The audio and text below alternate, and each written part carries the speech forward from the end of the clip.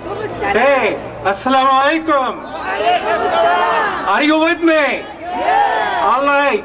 As we gather here today, 44 years after Dr. King's Riverside speech, I wonder if he would ask why his dreams are once again turning into nightmare. Brothers and sisters, we are here to say no to the nightmares, and we are here today to say yes to American dream. The American dream which must be for all. A dream in which America is not number one in packing its prisons with its poor and its strangers. An America where working people can bargain. Let's work for an America where billionaires also pay taxes and cannot buy our politician. Are you with me? An America which is not number one in gun selling and gun buying. An America which does not bomb the poorest of the poor for the service of the richest of the richest. Are you with me? War, terrorism, Islamism, Islamophobia are all one evil triplet. We oppose all of them. Let's unite against war at home and war abroad. Are you with me? And let's, brothers and sisters, let's not turn against each other. Let's not detain our undocumented workers and children in the burning sands of Arizona. That's not us. That's not what Jesus would do. We must learn the forgotten lessons. Lessons about being your brother's keeper, and yes, the lesson from Muhammad that none of you has faith until you love for your neighbor what you love for yourself. Are you with me? Yeah. Whether it is the white children, black children, or another beautiful mix of godly creation, this is the diversity of our strength. We must not fear it. This diversity is here to stay. We must build on it. Are you with me? Yeah. Let's build a nation where justice prevails. Today we arrest a Muslim and tell him your evidence is secret. My brothers and sisters, tell me, can you defend yourself when your evidence is secret? Is it justice? Is it America? Are you with me? Let's work together. This is the first step. Let's struggle together before you leave. Make a commitment. Tomorrow you will be not this many. You will be tenfold more. Thank you and peace be with you. Now I invite Imam Ashraf Zama, who is president of Islamic Circle of North America, ICNA in New York, and he's the one who, along with Imam Alamin Abdul Latif, worked on getting 100 Imams to endorse your rally today. Imam Ashraf Zama of New York. Assalamu alaikum. Assalamu alaikum. Peace be upon you all.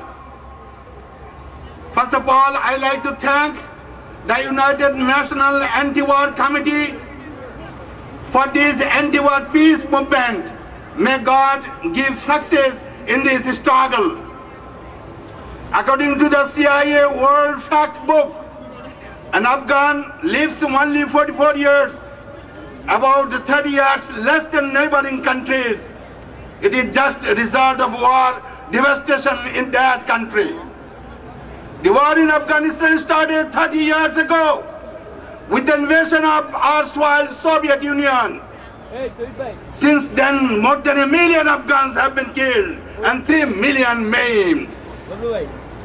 5 million, one third of the population were forced to leave their country and become refugees. There are still 3.1 million Afghans refugees today, and it is 27% of global refugee population. Another 2 million Afghans were displaced within their own country. In Iraq, the US had more than 150,000 troops plus 190,000 contractors. 1 million people were killed, and the whole infrastructure of the country was destroyed. We can look to Pakistan and the whole of the Middle East, it is being destroying with the wars and terrorism. If we cannot stop this massacre, the human being cannot live in peace and tranquility. So everyone must try to stop the wars and terrorism.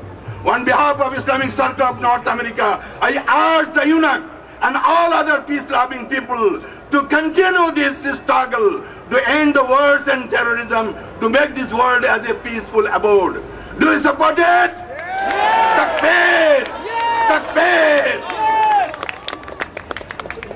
Takbir! New York has 400,000 Muslims and about 200 places of worship. All of them has a council, and the council's president is Imam Abdul Latif Al-Amin. I invite Imam Latif Al-Amin to speak.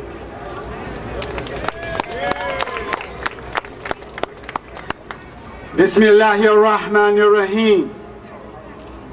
Hamdan kathiran tayyiban mubarakan fi.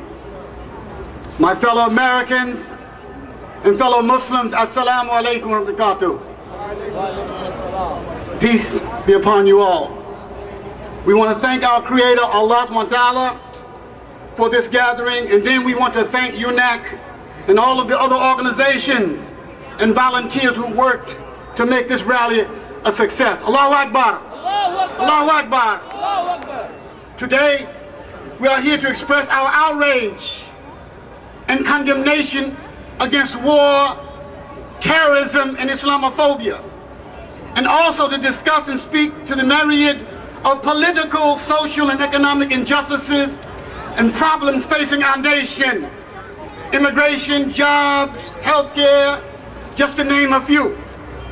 We want to keep pressure, or we must keep pressure on the government to end the illegal and unjust wars first and foremost, due to moral and humanitarian reasons.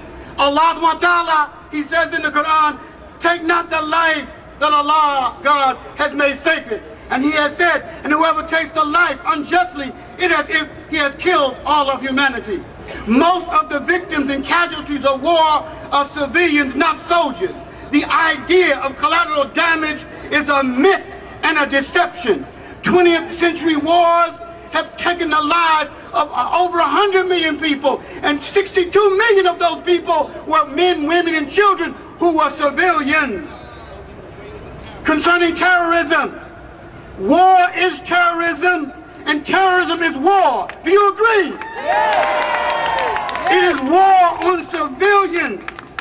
What they both have in common is violence, killing, mayhem, and destruction against innocent people. To my fellow Muslims, we as a community must be absolutely unconditionally and in unequivocal, unambiguous, and total now condemnation of terrorism. My fellow Muslims, the violence, the murder, the mayhem in which we see innocent Muslims and non-Muslims being slaughtered like sacrificial animals in the East and the West, whether in the marketplaces, the mosques, the churches, the synagogues, the funerals, at festivals, public buildings, etc., and other places. This must stop. Do you agree? Yes. These acts have no place in Islam, and to the youth, do not be deceived by these terrorist criminals and murderers. They are heroes, they are not the heroes of Islam. The Prophet Muhammad ﷺ said, do not become unbelievers after me, cutting each other's throat and killing one another. And the Prophet Muhammad ﷺ said, and whoever violates the covenant between us and the non-Muslims, he will not smell the scent of paradise. Thank you.